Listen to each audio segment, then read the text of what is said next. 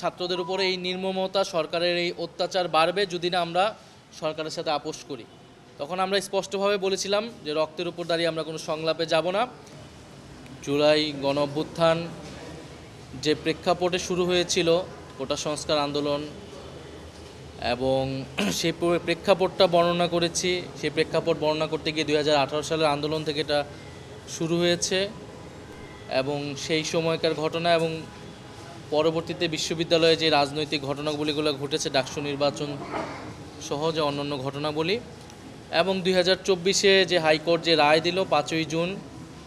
কোটা প্রথাকে পুনর্বহাল করে 18 সালের পরিপত্রটাকে বাতিল করে, সেইখান থেকে শুরু হয়েছে। এবং এর পরবর্তীতে সেই রায়ের প্রেক্ষিতে আমরা ঢাকা বিশ্ববিদ্যালয় সহ বিভিন্ন বিশ্ববিদ্যালয়ে যে কর্মসূচি নিলাম এবং 1 জুলাই থেকে সারা দেশে একযোগে যে বৈষম্যবিরোধী ছাত্র আন্দোলনের ব্যানারে আমাদের আন্দোলন সংগঠিত হলো এবং 1 জুলাই থেকে 14 জুলাই পর্যন্ত যে ঘটনাবলীগুলো ঘটেছে, বাংলা ব্লকেট কর্মসূচি, আন্দোলনে বিভিন্ন বাধা দেওয়া, মামলা প্রদান করা, এবং 14ই জুলাই শেখ হাসিনার যে রাজাকার বক্তব্য দেওয়া, রাজাকারের নাতিপুতি হিসেবে আখ্যা দেওয়া, তার প্রতিবাদে শিক্ষার্থীদের রাজপথে নেমে আসা, 15ই জুলাই, 16ই জুলাই, 17 জুলাই যেই ঢাকা বিশ্ববিদ্যালয় সারা দেশে যে নির্মম ঘটনাবলীগুলো ঘটেছে, 15ই জুলাই ঢাকা বিশ্ববিদ্যালয়ে নারী শিক্ষার্থীদের উপর হামলা, হাসপাতালে গিয়ে হামলা করা হয়েছে আহত শিক্ষার্থীদের উপরে, 16ই জুলাই আবু সাইদ, ওয়াসিম সহ 6 জনের যেই শহীদ হওয়ার ঘটনা আমরা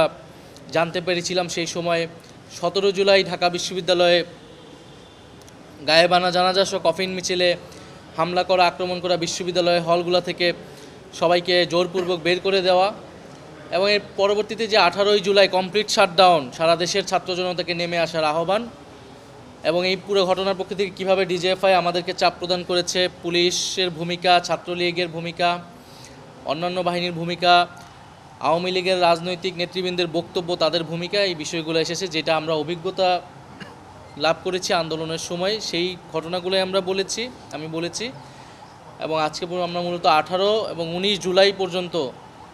কমপ্লিট শাটডাউনের সেই সময়ের ঘটনাবলীগুলোটা ব্যাখ্যা করে আজকে জবানবন্দি আজকের মতো শেষ হয়েছে।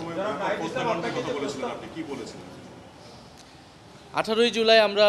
দেখেছি যে প্রাইভেট বিশ্ববিদ্যালয়ের ছাত্ররা, মাদ্রাসার ছাত্ররা সহ সারা দেশের সাধারণ মানুষ যখন নেমে এসেছে, বিশেষত প্রাইভেট বিশ্ববিদ্যালয়ে প্রচুর শিক্ষার্থী তখন আহত নিহত হয়েছে। ঢাকার বিভিন্ন পয়েন্টে, বাড্ডা, উত্তরা, মিরপুর, যাত্রাবাড়ি, এরকম ঢাকা সহ দেশের সব জায়গায় কিন্তু যখন নেমে এসেছিল, পুলিশ কিন্তু নির্বিচারে গুলি চালিয়েছে সেই সময়,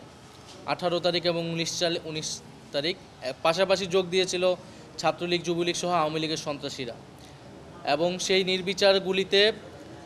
আমাদের আন্দোলনকারীদের প্রচুর ছাত্র জনতা সেই সময় শহীদ হয়েছিলেন এবং আহত হয়েছিলেন। সেই ঘটনাগুলো আমরা বলেছি। আমরা 17ই জুলাই যখন বিশ্ববিদ্যালয়ে ভ্যাকেন্ট ঘোষণা করা হয়, তখন আমাদেরকে তারা তথ্য পাঠায় এবং এক পর্যায়ে আমাদেরকে ডেকে তারা বলে যে ছাত্রদের উপরে এই নির্মমতা, সরকারের এই অত্যাচার বাড়বে যদি না আমরা সরকারের সাথে আপোষ করি। তখন আমরা স্পষ্টভাবে বলেছিলাম যে রক্তের উপর দাঁড়িয়ে আমরা কোনো সংলাপে যাব না, আমাদের ভাইদেরকে হত্যা করা হচ্ছে, আমাদের বিশ্ববিদ্যালয়গুলোকে আমাদের বের করে দেওয়া হচ্ছে, এই আচরণের প্রেক্ষিতে আমরা সরকারের সাথে বসতে পারি না। সরকারের উচিত হবে বিশ্ববিদ্যালয় খুলে দেওয়া এবং আন্দোলনে কোনো ধরনের অত্যাচার না চালানো, আক্রমণ না চালানো। না, ঢাকা বিশ্ববিদ্যালয় এলাকাতে।